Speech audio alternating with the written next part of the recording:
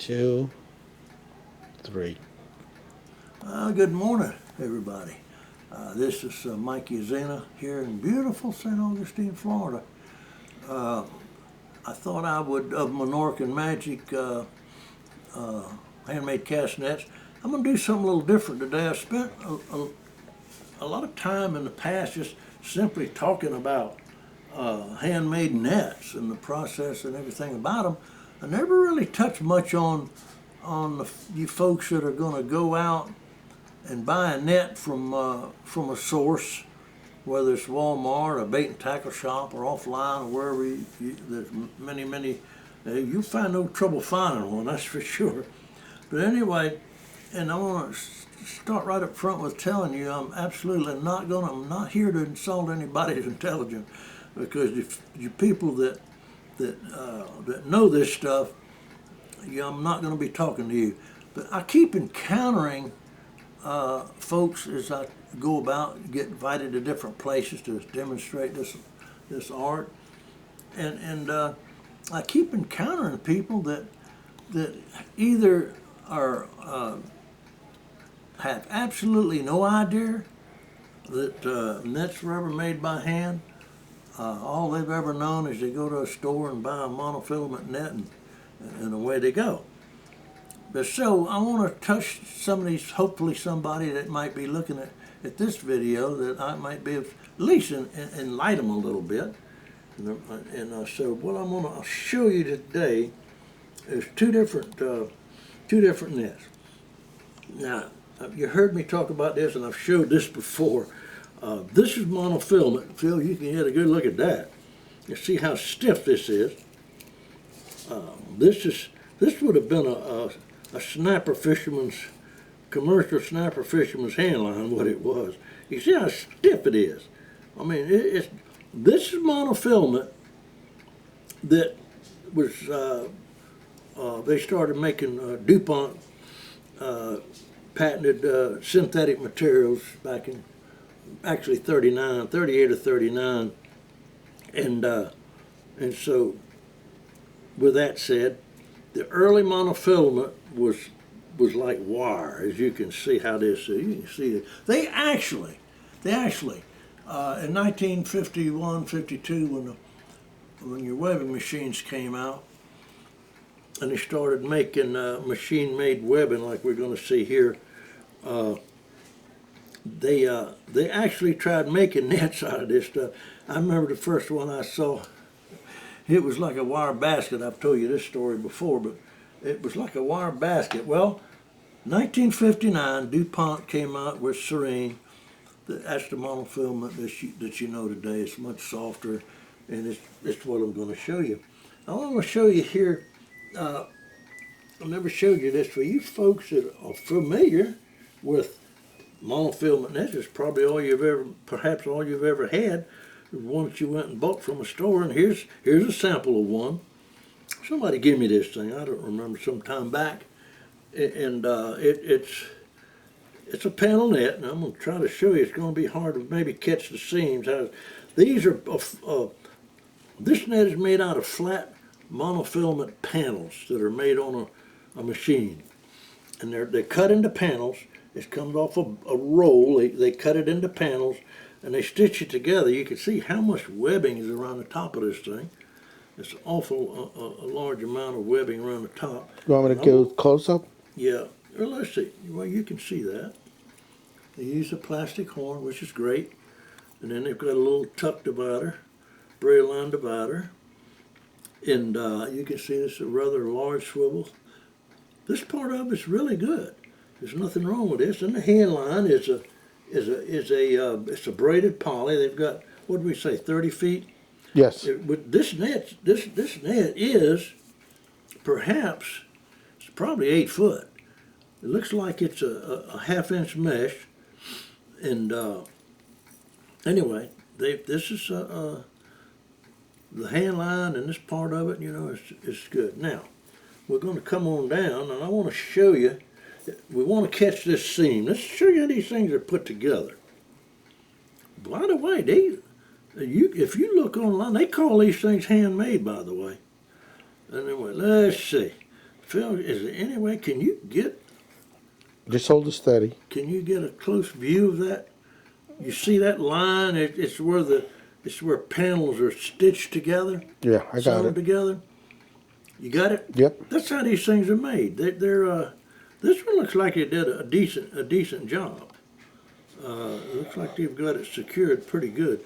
Normally, you know, after a period of time, if it's used a lot, they're going to start coming apart at the seams.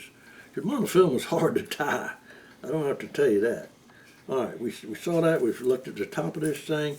I want to show you the lead line and the braille lines, how they're attached. This has done a particularly good job. It's got enough weight. It's got lead sinkers.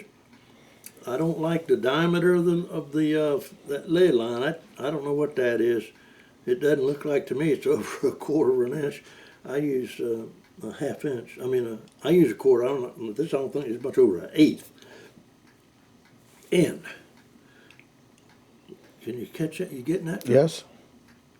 They did a nice job. The sinkers are secured well on this net. Like I said, if you pick it up, it's got enough weight overall, you know. But that is for you folks that are familiar with this is the only kind of net you've ever seen, and that's why I'm doing this thing, to try to show you the difference in between a store-bought. That is a store-bought, what they call a panel net made out of monofilament. That's what it is. It's still wiry, as you can see, and but whatever. It's whatever. Okay, now I'm going to show you a handmade net. For you folks that's never seen a handmade net, and I just imagine there's going to be some folks that's going to see this video that have never seen. That's why I'm doing it, you know, to show you that handmade nets have been around for, let's face it, thousands of years. And so, but anyway, this is a handmade net. This one particular net's made out of Dacron. It's a 6 foot bonded Dacron bait net. I use a 5/8 mesh, as you can see how pretty and soft that is. Hold it steady. I'll zoom. There's no seams. A handmade net is a continuous circle. Keep harping on that, but that's what it is. There's no seams to come loose in it. And this thing will, now let's go down, and important thing is the attachment of the your lead line. I forgot to show you one thing on this net. Let me show you something right quick. Phil, I forgot something. Let's go back and catch this. I want you to see the braille lines. Can you see that where? Yes. What we call, I call them tucks. The way they have to attach them, it looks like, you know how you take when you're putting attaching a monofilament to a swivel, you go through the swivel and you go around the line several times and you go back through your loop and pull it tight. That ties a good tight knot. That's the way this was done. But look at this. I mean, that's an inch sticking out there to tangle and get hung up and stuff. Yeah, that tag wasn't trimmed. Yeah, see, it's not. That's the only way you can do it. I get. Yeah, I know it is. You can't do it the way I do these handmade nets because there's no way it would stay. Well, let's go back to what I was doing. Going back to the handmade net, I was showing you. I use a 1/4 inch solid braid. The sinkers are fit snugly on that lead line. They're attached solidly. And your braille line. Phil, you can see that, I'm sure. Yeah, just hold it steady. Yeah, you see how they're attached. There's nothing to hang up and tangle. They're literally bonded on here.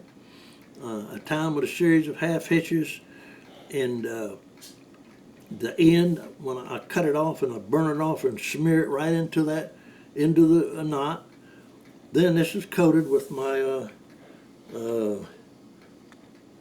clear hard nail polish. I mean, that thing is never ever gonna come loose. Okay, with that said, the difference, this with a handmade,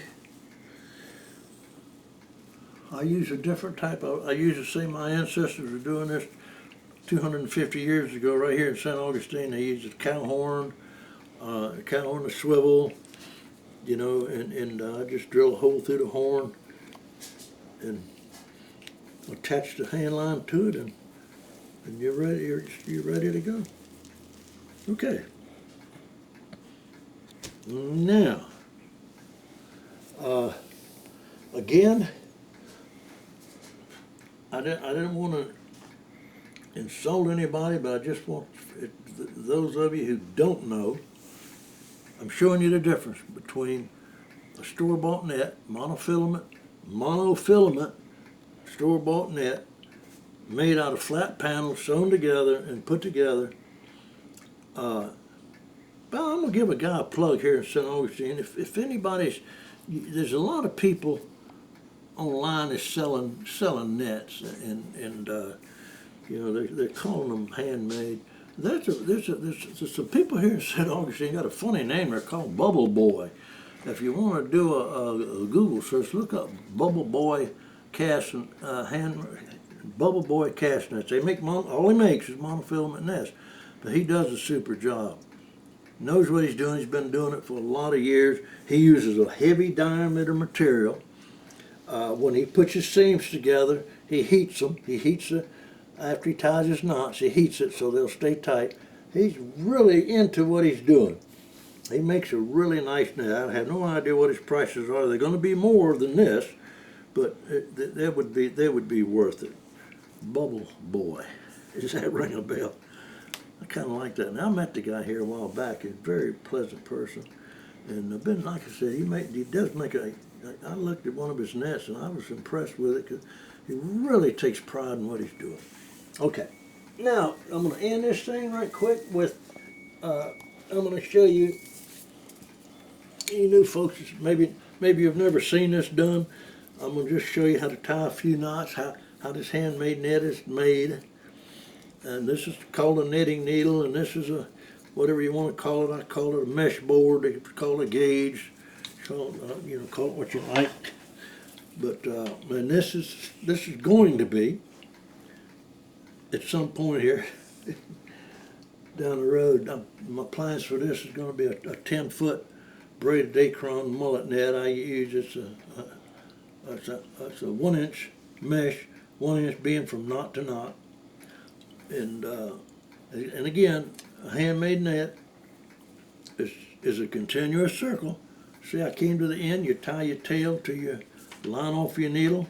That makes your final knot in the row. Then you're going to start another row, and you just slide that mesh board right up against that tail, and you want to make sure what you got. There's a widening row. The last row I put on it was a widening row, so I'm going to put 2 plain rows. I'm just going to simply show you just a little bit. This is called, why you call this a flying dustman? Did you name this thing, Phil? Not me. I plead the fifth. I don't know. Us Menorcans, we call this the English knot. The other knot is the Spanish knot. I ain't even going to bother showing you that one. But anyway, you come around your little finger like this, you come underneath, and you see how I'm gripping that. Can you get a good view of that? Yep. And I'm going to throw a circle to my left, and I'm going to come around on the back side. Don't come through the front side because it won't tie. You got to come through the back side, and you pick up your mesh, and you pull it down, and when you feel tension on that little finger, when you're pulling that line and you feel tension, that's when you let it off and pull it right, a little quick snap knot. Does a nice double knot. Does a nice double knot. I'm going to just do a couple more and wrap this thing up. I've chattered long enough. If you have any questions or comments, a good email address to find me at is usinamike, SUSINAMIKE, gmail.com. If you have any questions, or this will be on YouTube for you to look at, and you can comment there. Also, I have a phone number. I get called pretty regular from people with questions. You know, they've taught themselves from watching those videos. They've taught themselves how to make a net. And I had a guy call me just a couple of days ago. He had a question. I guess I wasn't clear enough on something on when you start the widenings in the net, when you first start the net. He had that down pat. He had the right number of mashes, had everything going, and he'd come down 4 rows, and he was fixing to start the widening. And I told him, I says, no, you want to put at least 7 plain rows, then start your widenings, you know. So I'm glad he called me.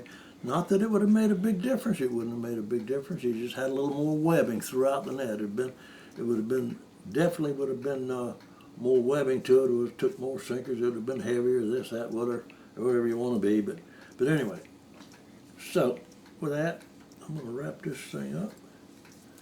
I've chattered enough. I hope everybody has a wonderful summer. And I think I've covered this. This is for the benefit of people who either had absolutely no idea that nets were made by hand. All they know about is the monofilament nets, or these are also made out of nylon. Early ones were made out of nylon, then they switched to monofilament. Had